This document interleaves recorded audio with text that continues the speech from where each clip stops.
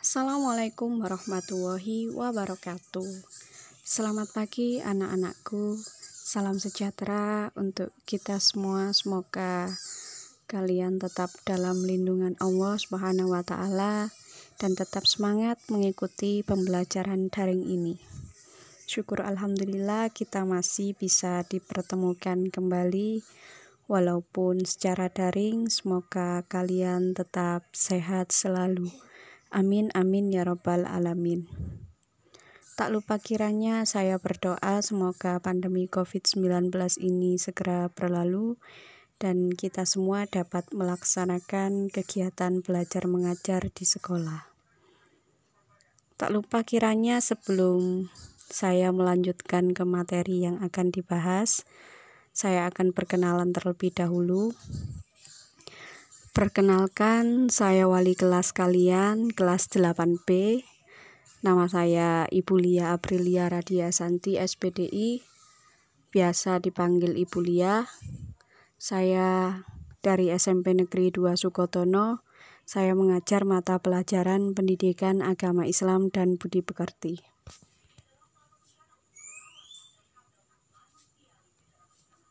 Ini foto profil saya.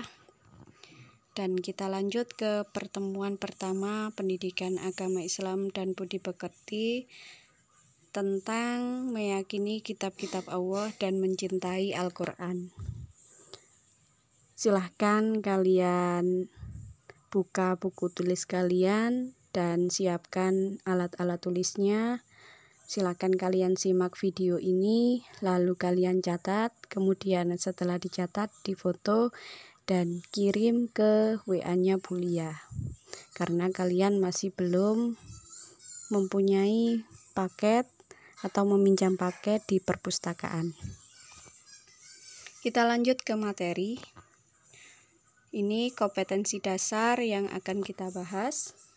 3.3 Memahami makna beriman kepada kitab-kitab Allah Subhanahu wa taala. 4.3 Menyajikan dalil nakli tentang beriman kepada kitab-kitab Allah Subhanahu wa taala. Kita lanjut ke materi, yaitu pengertian iman kepada kitab-kitab Allah. Masih ingatkah kalian rukun iman ada berapa? Tapi anak-anak, rukun iman ada 6. Yang pertama iman kepada Allah, yang kedua iman kepada malaikat, yang ketiga iman kepada kitab-kitab Allah, yang keempat iman kepada Rasulullah, yang kelima iman kepada hari kiamat, yang keenam iman kepada qada dan qadar. Dan ini kita akan membahas tentang iman yang ketiga, yaitu iman kepada kitab-kitab Allah. Apa sih iman kepada kitab-kitab Allah itu? Yaitu percaya dan yakin dengan sepenuh hati bahwa Allah Subhanahu wa taala telah menurunkan kitab-kitabnya kepada para rasulnya. Ajaran yang terdapat di dalam kitab tersebut disampaikan kepada umat manusia sebagai pedoman hidup agar dapat meraih kebahagiaan hidup di dunia maupun di akhirat. Coba kita perhatikan firman Allah dalam Quran surat Al-Maidah ayat 16. A'udzu billahi minasyaitonir rajim. Bismillahirrahmanirrahim.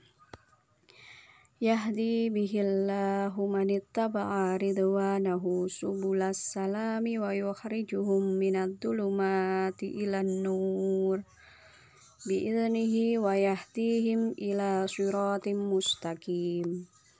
Dengan kitab itulah Allah menunjuki orang-orang yang mengikuti keridhoannya ke jalan keselamatan. Dan dengan kitab itu pula Allah mengeluarkan orang-orang itu dari gelap gulita kepada cahaya yang terang benderang dengan seisinya.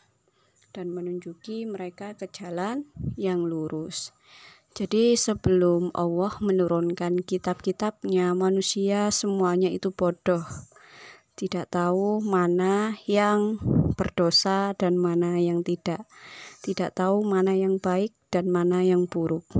Setelah Allah menurunkan kitab-kitabnya, maka barulah itu manusia berpedoman pada kitab tersebut, sehingga menjadikan manusia menjadi tahu mana yang baik dan mana yang buruk. Kemudian kita lanjut ke nama-nama kitab-kitab Allah dan Rasul penerimanya.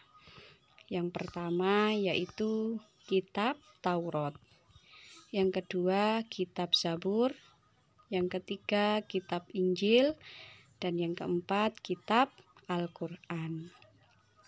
Kemudian kita bahas satu-satu. Yang pertama yaitu kitab Taurat.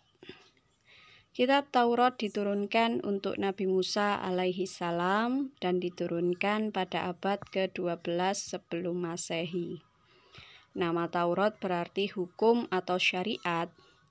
Kitab Taurat diperuntukkan untuk pedoman hidup bagi kaum Bani Israel atau bangsa Yahudi, agar mereka senantiasa berada di jalan kebenaran. Diturunkan di Bukit Sinai dan bahasa yang digunakan yaitu bahasa Ibrani.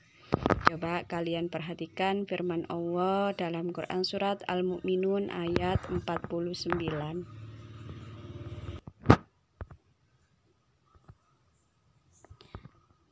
Bentar ya, ini tidak muncul suratnya.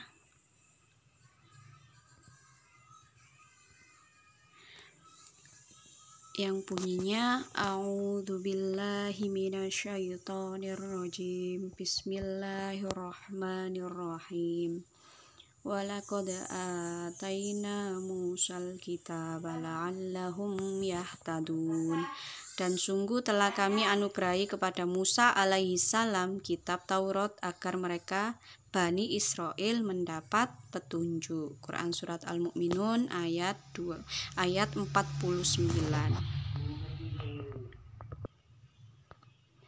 Kemudian kita lanjut ke pokok-pokok ajaran kitab Taurat. Ini ada beberapa pokok. Yang pertama, perintah untuk mengesahkan Allah Subhanahu wa taala. Yang kedua, larangan menyembah patung atau berhala. Yang ketiga, larangan menyebut nama Allah Subhanahu wa taala dengan sia-sia. Yang keempat, perintah menyucikan hari Sabtu. Yang kelima, perintah menghormati kedua orang tua. Yang keenam, larangan membunuh sesama manusia. Yang ketujuh, larangan berbuat zina. 8, larangan mencuri. 9, larangan menjadi saksi palsu. 10, larangan mengambil hak orang lain. Nah, ini kita lihat ke 10 pokok-pokok ajaran kitab Taurat. Kemudian kita lanjut ke kitab Zabur. Kitab Zabur diturunkan oleh Allah Subhanahu wa taala untuk Nabi Daud alaihi salam. Diturunkan pada abad ke-10 sebelum Masehi dan untuk bangsa Bani Israel atau kaum Yahudi. Menggunakan bahasa Kipti dan turun di daerah Yerusalem. Coba kita perhatikan firman Allah dalam Quran surat Al-Isra ayat 55. Kita tunggu. A'udzubillahi minasyaitonirrajim. Bismillahirrahmanirrahim. Wa rabbuka a'lamu biman fis samawati wal ardh. Walaqad faddalna ba'dhan nabiyyina 'ala ba'din wa ataina Dawuda zabura. Dan Tuhanmu lebih mengetahui siapa yang di langit dan di bumi, dan sungguh kami telah memberikan kelebihan kepada sebagian nabi-nabi atas sebagian yang lain, dan kami berikan Zabur kepada Daud. Al-Isra ayat 55. Kemudian kita lihat pokok-pokok ajaran kitab Zabur. Nabi Daud alaihi salam adalah seorang raja yang sangat dicintai oleh rakyatnya. Kitab Zabur berisi kumpulan Maizmur, syair-syair yang indah, yang merupakan pujian-pujian kepada Allah Subhanahu wa Ta'ala dan aturan hidup bagi manusia agar hidup sesuai dengan petunjuknya. Jadi ini pokok-pokok ajaran dari kitab Zabur. Kemudian kita lanjut ke kitab Injil. Kitab Injil diturunkan untuk Nabi Isa alaihi salam dan diturunkan pada abad ke-1 Masehi di daerah Yerusalem. Kemudian ditulis dengan bahasa Suryani dan diperuntukkan untuk kaum Nabi Isa, yaitu kaum Nasrani. Coba perhatikan Quran surat Maryam ayat 30. A'udzu billahi minasyaitonir rajim. Bismillahirrahmanirrahim. Qala inni abdullah ataniyal kitaba wa ja'alani nabiyya. Dia, Isa berkata, sesungguhnya aku hamba Allah, dia memberiku kitab Injil dan dia menjadikan aku seorang nabi. Quran surat Maryam ayat 30. Kemudian ini pokok-pokok ajaran kitab Injil. Yang pertama, perintah untuk kembali mengesahkan Allah Subhanahu wa Ta'ala. 2. Membenarkan keberadaan kitab Taurat. 3. Menghapus beberapa hukum dalam kitab Taurat yang tidak lagi sesuai dengan perkembangan zaman. 4. Menjelaskan bahwa kelak akan datang kembali Rasul setelah Nabi Isa alaihi salam, yaitu Nabi Muhammad sallallahu alaihi wasallam.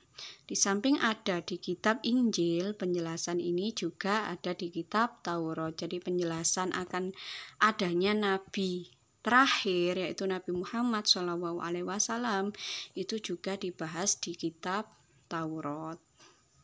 Kemudian disempurnakan di kitab Injil.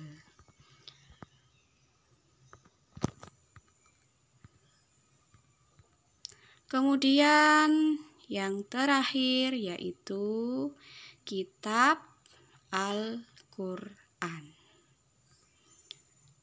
Kitab Al-Quran diturunkan tentu saja untuk baginda Nabi kita, Nabi Muhammad Sallallahu Alaihi Wasallam pada abad ke-7 Masehi, kurun waktu tahun 611 sampai 632 Masehi. Diturunkan sebagai penyempurna kitab-kitab sebelumnya.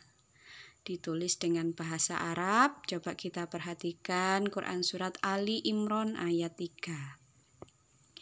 A'udzu billahi minasyaitonir rajim. Bismillahirrahmanirrahim.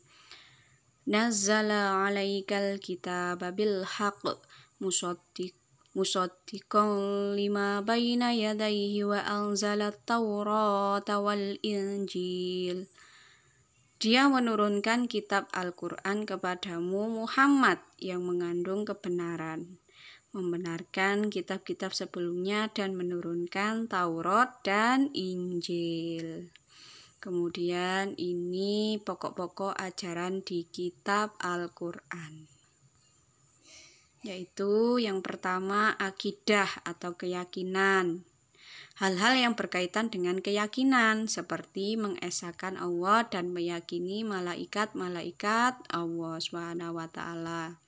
Kemudian akhlak, budi pekerti, yaitu berkaitan dengan pembinaan akhlak mulia dan menghindari akhlak tercela. 3. Ibadah, yakni yang berkaitan dengan tata cara beribadah seperti sholat, zakat, dan ibadah lainnya. 4. Muamalah, berarti berkaitan dengan tata cara berhubungan kepada sesama manusia. 5. Tarikh atau sejarah, yaitu kisah orang-orang dan umat terdahulu. Kemudian di sini mungkin ada pertanyaan atau ada yang masih belum mengerti, kalian bisa langsung segera wapri ke Bulia. Terima kasih. Mohon maaf bila ada salah kata. Wassalamualaikum warahmatullahi wabarakatuh.